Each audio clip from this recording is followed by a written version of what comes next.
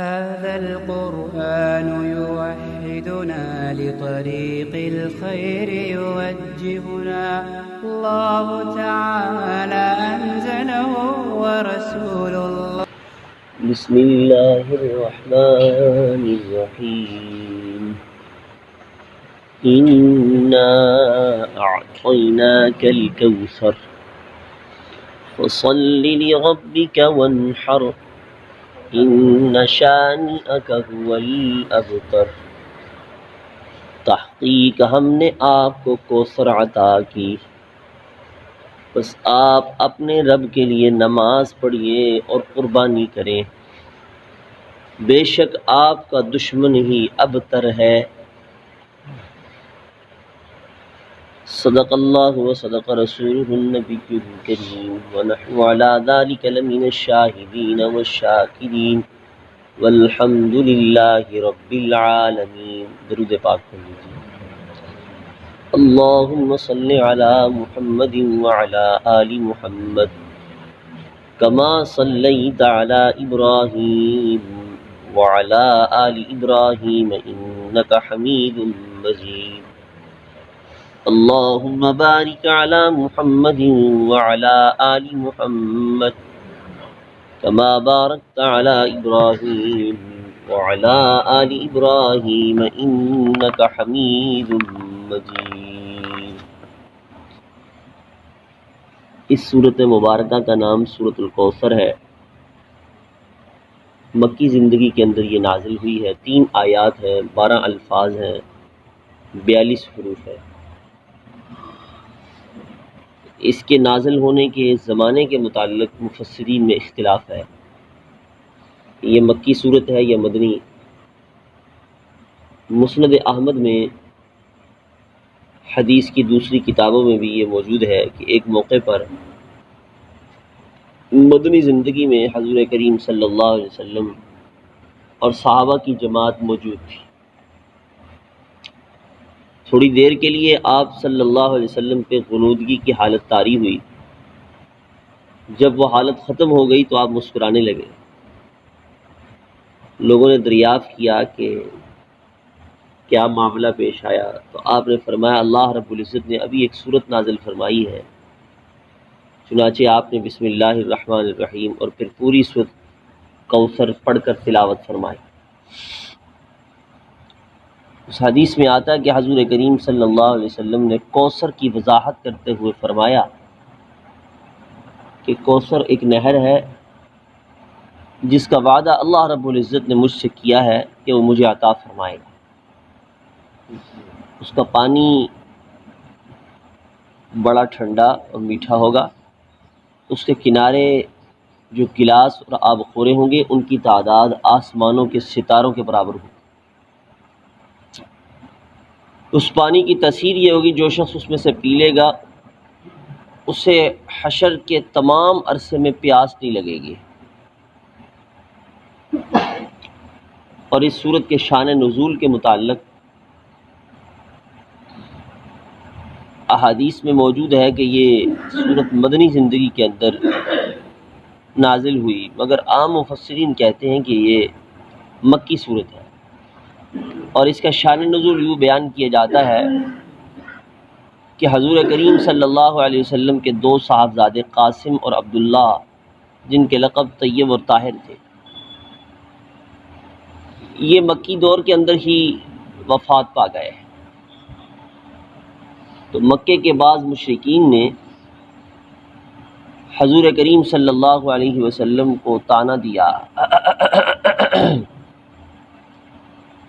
ان مشرکین کے اندر بڑے بڑے سردار عاص بن وائل، عتبہ بن ابی معیط بھی شامل تھے۔ حضور کریم صلی اللہ علیہ وسلم کو طعنہ دیتے ہیں کہ آپ ابتر ہیں، یعنی بے نسل ہو چکے ہیں۔ پہلے بیٹے بچپن ہی میں وفات پا گئے، اس لیے آپ صلی اللہ علیہ وسلم کی وہ کہنے لگے کہ نسل آگے نہیں چلے گی اور نہ ہی آپ کا دین باقی رہے گا۔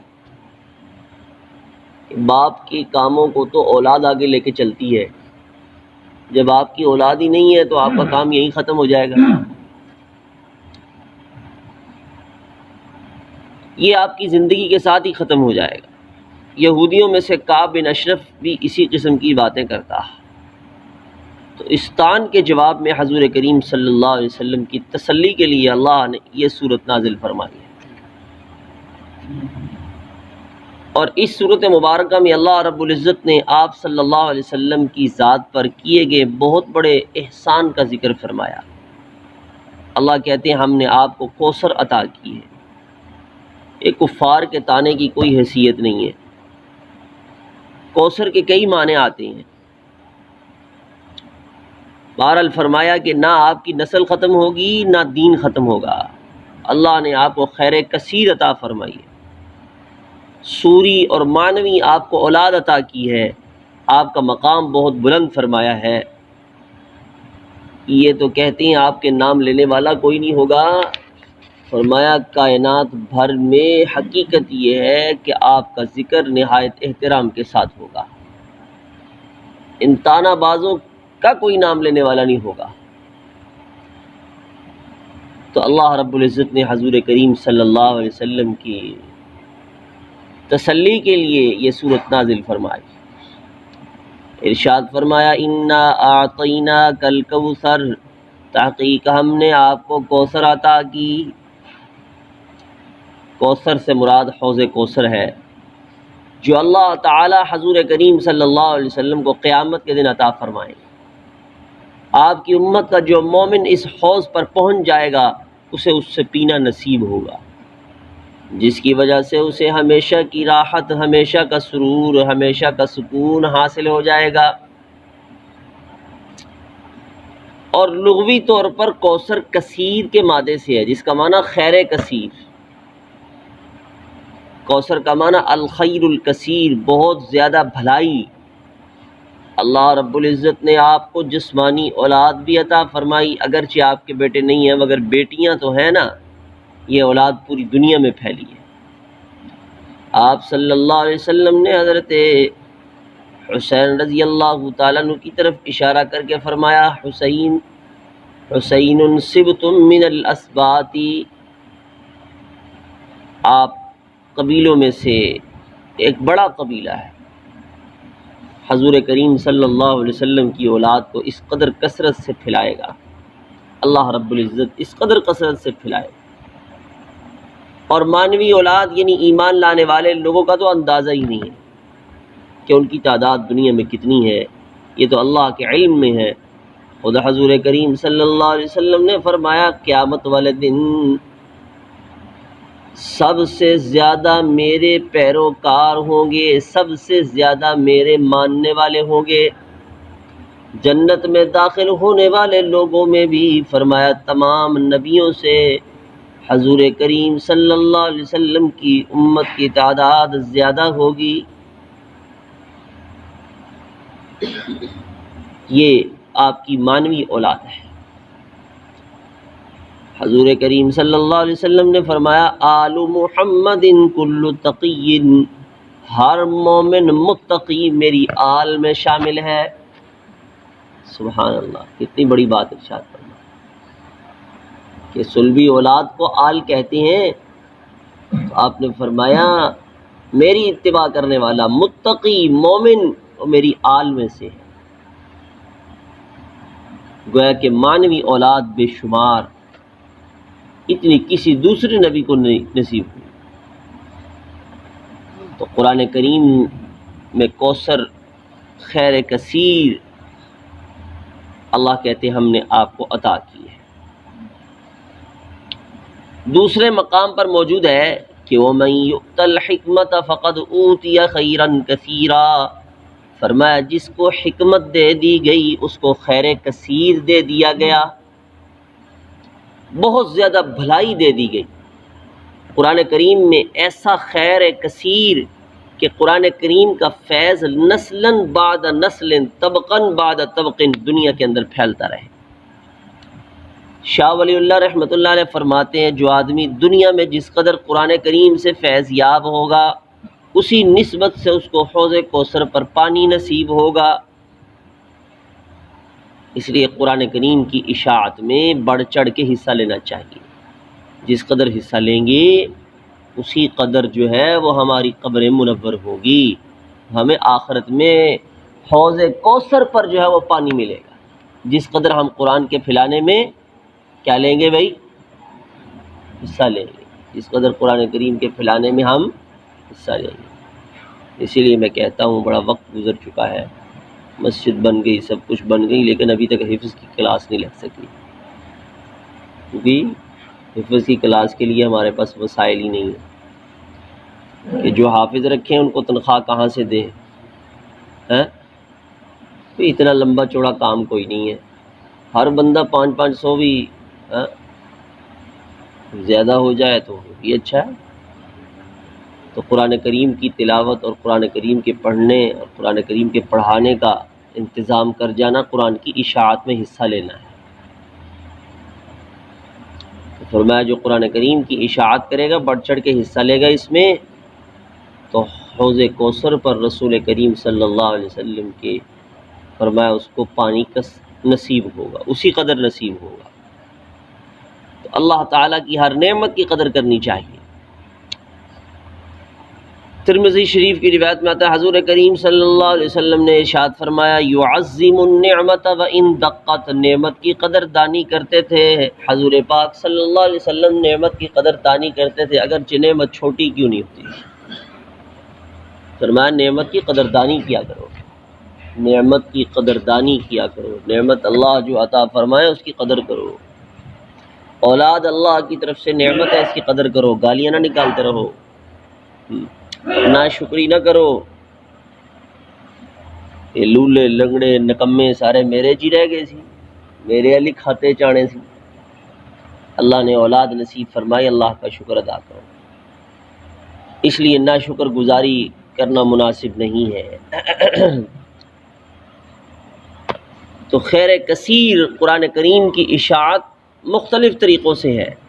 نماز میں قرآن کا پڑھنا فرض ہے، فَقْرَؤُوا مَا تَيَسَّرَ مِنَ الْقُرْآنِ، اس کے بغیر نماز نہیں ہوتی۔ تو نماز بھی اشاعت قرآن کا ایک طریقہ ہے۔ مشرکین نماز سے روکتے تھے تاکہ نہ قرآن پڑھا جائے نہ اس کی اشاعت ہو۔ لا تسمعوا لهذا القرآن والغوا فیہ، فرمایا قرآن مت سنو، جہاں پڑھا جائے وہاں شور ڈالو تاکہ کوئی سن نہ سکے، اس طرح اشاعت رک جائے۔ اسی کے ساتھ ہی وہ قرآن کریم کی آیت نازل ہوئی تھی، فرمایا جب قرآن پڑھا جائے تو اس کو وَإِذَا قَرَأْتَ الْقُرْآنَ فَاسْتَمِعُوا لَهُ فَانصِتُوا، فرمایا جب قرآن پڑھا جائے تو سنو اور خاموش رہو۔ اس کے بعد نماز میں امام کے پیچھے قرآن کریم کی تلاوت سے منع کر دیا گیا تھا، اس سے پہلے تھی، اس سے منع کر دیا۔ حضور کریم صلی اللہ علیہ وسلم نے فرمایا انازعنی مالی، مجھے کیا ہو گیا کہ میرے ساتھ قرآن کریم میں جھگڑا کر رہے ہو؟ میں میرے پیچھے قرآن پڑھ رہے تھے جی، میں بھی کہوں کہ میرے ساتھ قرآن میں جھگڑا کون کر رہا ہے؟ اس لیے فرمایا خاموش رہا کرو، خاموش رہا، مسلم شریف کی روایت ہے۔ تو فرمایا لا تسمعوا لهذا القرآن والغوا فیہ، یہ چاہتے ہیں کہ قرآن کریم نہ سنا جائے، شور ڈالا جائے اس میں۔ ارأیت الذی ینہی عبدا اذا صلی، آپ نے اس بدبخت کو دیکھا ہے جو اللہ کے بندے کو نماز پڑھنے سے روکتا ہے، اس میں بھی یہی ہے کہ کسی طرح قرآن کی اشاعت نہ ہو پائے۔ تو بہرحال خیر کثیر میں قرآن کریم کی اشاعت بھی داخل ہے۔ اس لیے فلاح کے دو اصول ہیں، دو چیزیں اللہ نے بیان فرمائی، تو فلاح کے دو بڑے اصول ہیں، فَصَلِّ لِرَبِّكَ وَانْحَرْ، فرمایا نماز پڑھو اور قربانی کرو۔ یہ دو عظیم اصول ہیں، اس سے پہلے سورہ عصر میں 4 اصول بیان ہوئے جو کبھی غلط نہیں ہو سکتے، سارے اقوام عالم کے لیے فائدہ مند ہیں۔ جس طرح 2 کبھی 5 نہیں ہو سکتے، 4 ہی ہوتے ہیں، اسی طرح یہ اصول بھی اٹل ہیں۔ تو فلاح کے اللہ نے 2 اصول بیان فرمائے۔ پہلا اصول فرمایا فَصَلِّ لِرَبِّكَ، اپنے رب کے لیے نماز پڑھو۔ کس کے لیے نماز پڑھو؟ اپنے رب کے لیے نماز پڑھو۔ نماز اللہ کی رضا کا سب سے اہم ذریعہ اور عبادت ہے، اللہ کے ساتھ تعلق قائم ہوتا ہے۔ تو فرمایا فصلی لربک، اپنے پروردگار کے لیے نماز پڑھیے تاکہ خدا کی نعمتوں کا شکر ادا ہو۔ اور دوسرا فرمایا ونحر، قربانی کریں۔ نحر اونٹ کو قربان کرنے کو کہتے ہیں۔ حدیث میں آتا ہے حضور کریم صلی اللہ علیہ وسلم نے عید الاضحیٰ کے خطبے میں فرمایا آج کا دن ہمارا سب سے پہلا کام یہ ہے کہ نماز پڑھیں، ثم نرجع فنحر،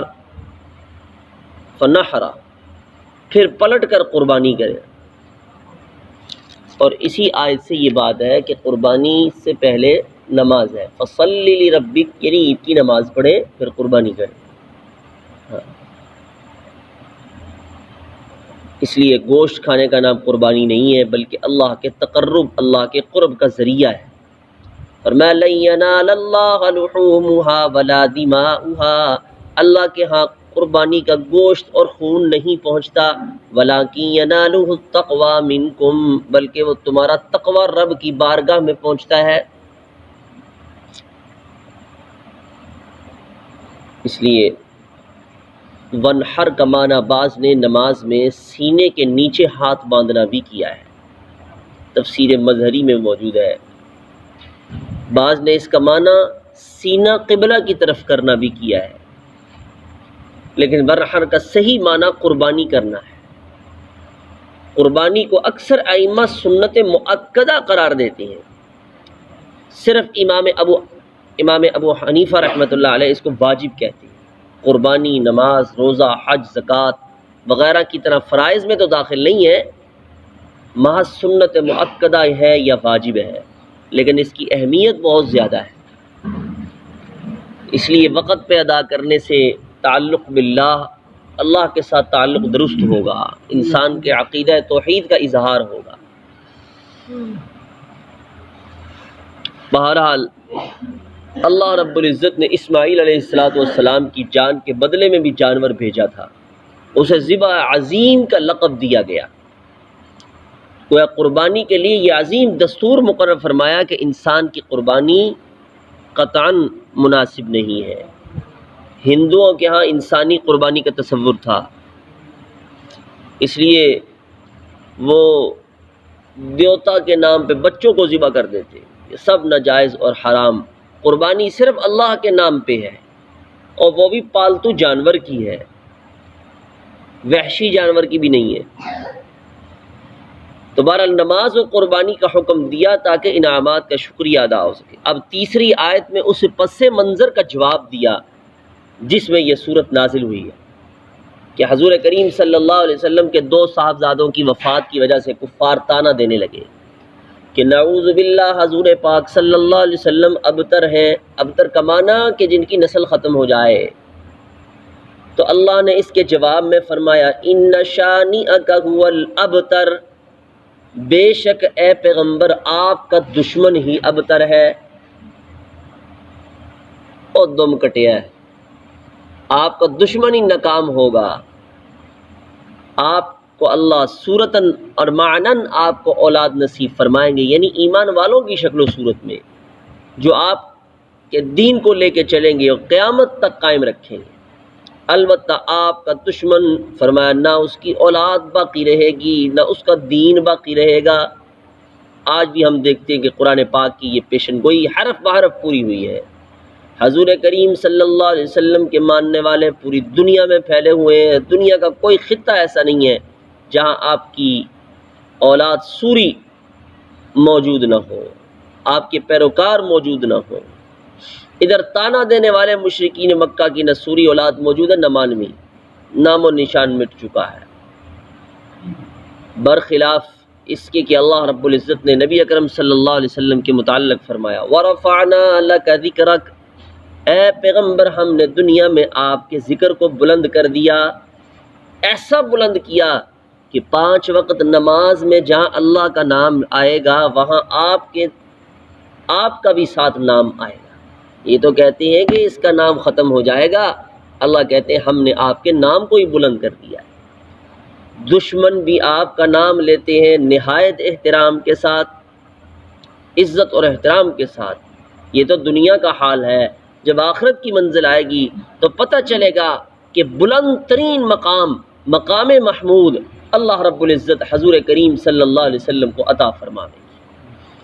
عَسَىٰ أَن يَبْعَثَكَ رَبُّكَ مَقَامًا مَحْمُودًا، اس لیے حضور کریم صلی اللہ علیہ وسلم نے فرمایا میرے لیے وسیلہ کی دعا کیا کرو۔ اذان کا ایک ایک حرف جب اذان پڑھی جائے تو مؤذن کے ساتھ جیسے اذان پڑھنے والا پڑھ رہا ہو ویسے ہی اذان کا جواب دینا چاہیے۔ ایک ایک حرف پہ اللہ ڈھیروں نیکیاں نصیب فرماتے ہیں۔ بعض میں یوں کہا کہ ایک ایک سال کی عبادت کا اجر ملتا ہے۔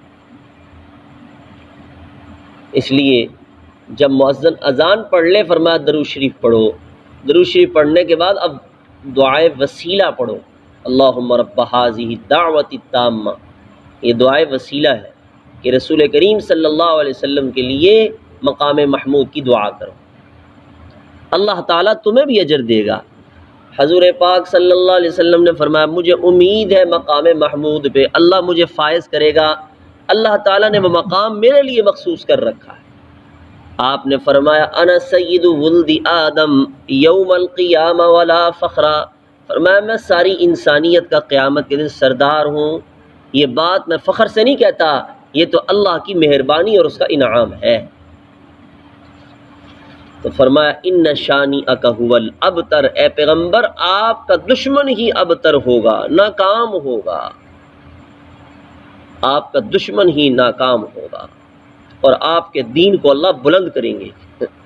تاریخ شاہد ہے ابتدائے اسلام سے لے کر نصف صدی کے اندر اللہ رب العزت نے نصف دنیا پر بلکہ اس سے بھی زیادہ پر اسلام کا پرچم بلند کر دیا، ساری دنیا سے کفر کا غلبہ ختم ہو گیا۔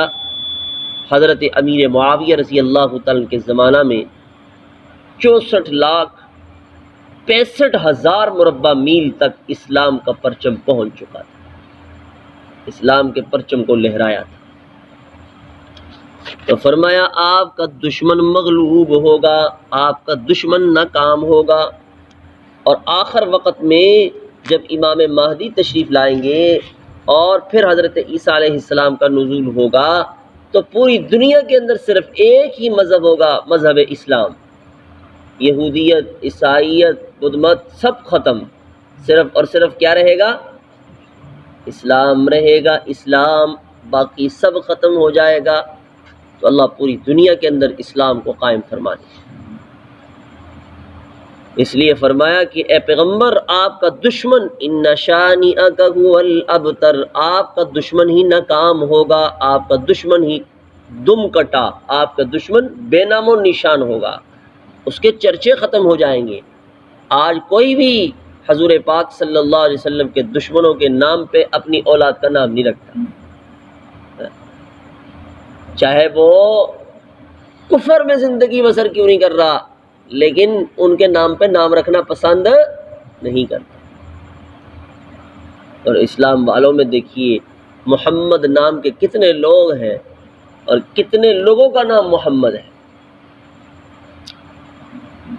اس لیے ایک پورا قبرستان 4000 سے زائد قبریں، اس میں داخل ہونے دفن ہونے کی شرط ہی یہ ہے کہ نام محمد ہو، محدث ہو، فقیہ ہو، پھر اس کو اس کے اندر دفن کیا جائے گا۔ تو 4000 کے قریب اس میں، بلکہ اس سے بھی زیادہ اس میں مدفون۔ تو اس لیے فرمایا پیغمبر ہم آپ کی نام کو بلند و بالا کریں گے، گویا کہ اصول بتا دیا، اللہ کی نعمت کا شکر ادا کرو، نماز کا خیال رکھو، قربانی کرو، قرآن کی اشاعت میں حصہ لو، تاکہ اسی مناسبت سے قیامت کے دن حوض کوثر کا پانی مل جائے۔ یہ حضور کریم صلی اللہ علیہ وسلم کے فیضان کا ایک نمونہ ہے جو کوثر کی شکل و صورت میں ظاہر ہوگا۔ اللہ رب العزت ہمیں بھی سمجھنے کی توفیق نصیب فرماوے۔